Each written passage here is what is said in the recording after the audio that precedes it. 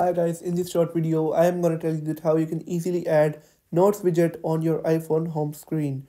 So that's quite simple and easy. So let's get started without wasting any time. So first of all, you will have to long press on your screen and after doing that, simply click on the plus icon on the top left.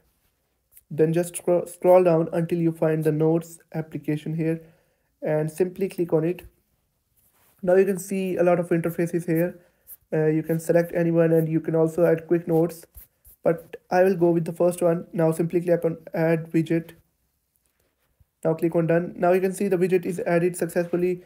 You can tap on it to edit it, and you can customize it according to yourself. So that's how you can easily add notes widget to your iPhone home screen.